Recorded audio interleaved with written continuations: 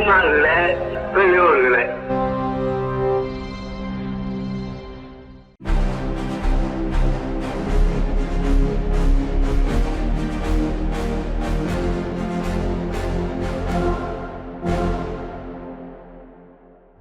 அனைவருக்கும் வணக்கம். சுயமரியாதை வாழ்வே சுக வாழ்வு என்று சொன்ன தந்தை பெரியார் அவர்களால் 1935 தொடங்கப்பட்டு சுயமரியாதை, பகுத்தறிவு, சமூக நீதி ஆகிய கருத்துக்களை கொண்டு வெளிவரும் உலகின் ஒரே பகுத்தறிவு நாளேடான விடுதலையில் வந்துள்ள இன்றைய செய்திகளை பார்க்கலாம். அதிமுகவின் முன்னோடிகளில் ஒருவரும் முன்னாள் முதலமைச்சருமான சகோதரர் ஓ பன்னீர்செல்வம் அவர்கள் திமுகவில் இணைந்துள்ளது மிகவும் வரவேற்கத்தக்கது. திமுக என்ற அரசியல் கோட்டையை நாளும் வலுப்படுத்தி தமிழ்நாடு தலைசிறந்த மண்ணாக, மானமும் அறிவும் நிறைந்த மண்ணாக, உரிமைக்கு குரல் கொடுத்து உறவுக்கு கை கொடுப்பதற்கு இதுதான் சரியான அரசியல் வழிமுறையாகும் என்று திராவிடர் கழகத்தின் தலைவர் ஆசிரியர் கி வீரமணி அவர்களின் அறிக்கை இடம்பெற்றுள்ளது. உத்தரப்பிரதேசத்தில் பிஜேபி ஆட்சியில் தேர்வில் நடக்கும் முறைகேடுகளின் உச்சம் என்ற தலைப்பில் இன்றைய தலையங்கம் இடம்பெற்றுள்ளது. உத்தரப்பிரதேச மாநிலத்தில் 12ஆம் வகுப்பு பொது தேர்வில் நடைபெற்ற ஒரு அவலம், அதிர்ச்சியூட்டும் தகவல். கல்வித்துறையையே தலைகுனிய வைக்கும் வகையிலான பல்வேறு சம்பவங்கள் நடைபெற்றுள்ளன.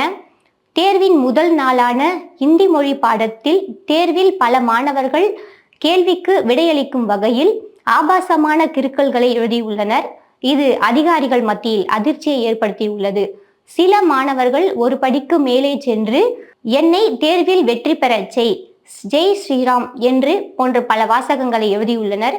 இதைத் தொடர்ந்து ஒரு காணொளியில் மாணவர்கள் பகிரங்கமாக கைபேசியில் உள்ள வாட்ஸ்அப்பை பயன்படுத்தி வினாக்களுக்கு உண்டான விடைகளை கேட்டு எழுதியும் உள்ளனர்.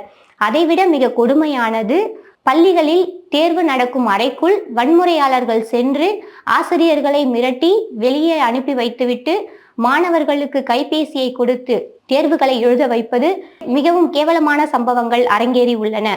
13,000 பாட புத்தகங்கள் பழைய புத்தக கடைகளில் விற்பனை செய்யப்பட்டுள்ளது. கல்வி என்பது பிஜேபி ஆளும் உத்தரப்பிரதேசத்தில் எந்த யோக்கியதையில் நாற்றமெடுத்து கிடக்கிறது, வியாபார பொருளாக மாறியிருக்கிறது என்பதை எண்ணி பார்க்க வேண்டாமா?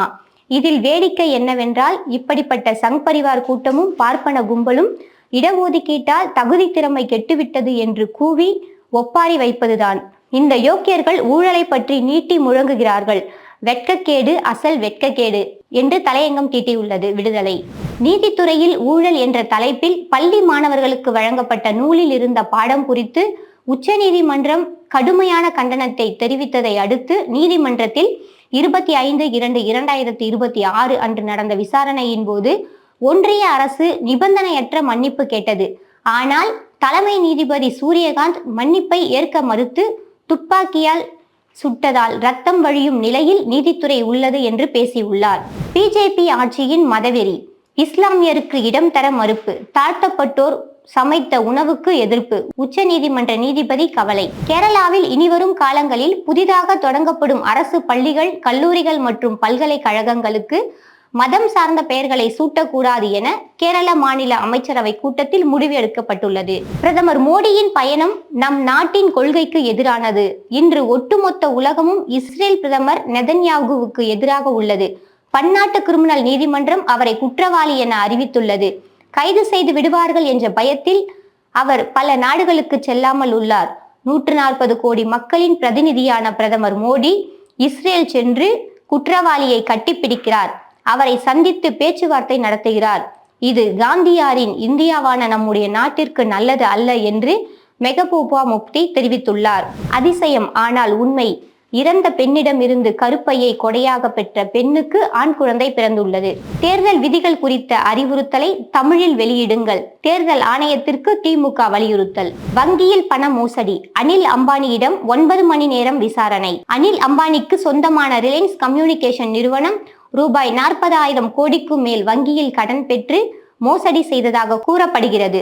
இது தொடர்பாக அமலாக்கத்துறை அதிகாரிகள் வழக்கு பதிவு செய்து விசாரணை நடத்தி வருகின்றனர். ஈஷா அறக்கட்டளை எரிவாயு மயானம் விவகாரம் உயர்நீதிமன்ற ஓய்வு நீதிபதி தலைமையில் மத்தியஸ்தம், உச்ச நீதிமன்றம் உத்தரவு. முஸ்லிம்களுக்கு எதிரான வெறுப்பு பேச்சு அசாம் முதலமைச்சர் ஹிமான் சர்மாவுக்கு உயர்நீதிமன்றம் தாக்கியது. என்ன செய்தார் பெரியார்? சில பைத்தியக்காரர்கள் உளறுவார்கள். பைத்தியங்கள் உலர்வதற்கெல்லாம் நாம் பதில் சொல்ல வேண்டிய அவசியமே கிடையாது. அவர்களுக்கு தேவை வைத்தியம்தானே தவிர பதில் அல்ல. உன்னால் முடியும் என்று பெரியார் சொன்னதினுடைய விளைவாகத்தான் இந்த சமுதாயத்திலே பெண்கள் சமூக வளர்ச்சியை பார்க்கிறார்கள் என்று திராவிடர் கழக தலைவர் தஞ்சை மாநாட்டில் பேசிய உரை விடுதலையில் இடம்பெற்றுள்ளது. தேர்தல் கூட்டணி பேச்சுவார்த்தையை நிதானத்துடன் கையாளுகிறார் முதலமைச்சர் மு.க. ஸ்டாலின் என்று விசிக தலைவர் தொல் திருமாவளவன் தெரிவித்துள்ளார். வடபழனி பூவிருந்தவல்லி இடையேயான மெட்ரோ ரயில் இயக்கத்துக்கான 2வது கட்ட பாதுகாப்பு பரிசோதனை 25/2/2026 அன்று நிறைவடைந்தது. வடபழனி பூவிருந்தவல்லி மெட்ரோ ரயில் விரைவில் இயக்கப்படும் என அதிகாரிகள் தகவல். தமிழ்நாடு காவல்துறையில் புதிய மென்பொருள் முதலமைச்சர் மு.க. ஸ்டாலின் நாளை தொடங்கி வைக்கிறார்.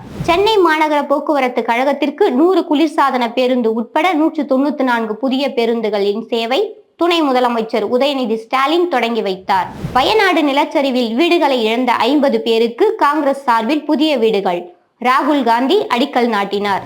அரசு கல்லூரிகளில் பணியாற்றும் கௌரவ விரிவுரையாளர்களுக்கு ரூபாய் 5000 ஊதிய உயர்வு வழங்கப்படும் என அமைச்சர் கோவி செழியன் தகவல்.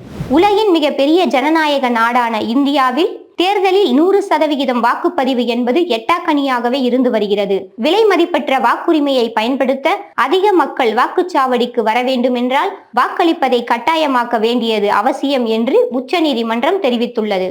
பாஜகவுக்கு ரூபாய் 30 கோடி நன்கொடை வழங்கிய மாட்டிறைச்சி ஏற்றுமதி நிறுவனம் இலவச வாக்குறுதிகளை தடை செய்ய கூறி தொடர்ந்த வழக்கு பலிக்கவில்லை. உச்சநீதிமன்றம் உத்தரவு. பணிபுரியாத துணைவியார் வீட்டில் சும்மா இருப்பதாக கூறுவது சரியல்ல. ஜீவனாம்சத்தை தீர்மானிக்கும் போது அவரது பங்களிப்பை புறக்கணிப்பது நியாயமல்ல என்று டெல்லி உயர்நீதிமன்றம் கூறியுள்ளது. நீட் தேர்வால் இன்னும் என்னென்ன நடக்குமோ? நீட் தேர்வு நெருக்கடி. லக்னோவில் தந்தையை துண்டு துண்டாக வெட்டி ட்ரம்மில் அடைத்த மகன். ஜனநாயகத்தை காப்பதில் தமிழ்நாடு முன்னோடி. தலைமை தேர்தல் ஆணையர் ஞானேஷ்குமார் புகழாரம். திராவிட முன்னேற்ற கழக அமைப்பு செயலாளர் RS பாரதி அவர்களின் மூத்த சகோதரர் சாய் சுந்தர் வயது 81 நேற்று மறைவெய்தினார். அவரது உடலுக்கு தமிழர் தலைவர் ஆசிரியர் கி. வீரமணி அவர்கள் மாலை வைத்து மரியாதை செலுத்தினார். மேலும் இன்றைய விடுதலையில் பல்வேறு செய்திகள், கட்டுரைகள் இடம்பெற்றுள்ளன. விடுதலையை படியுங்கள். நன்றி.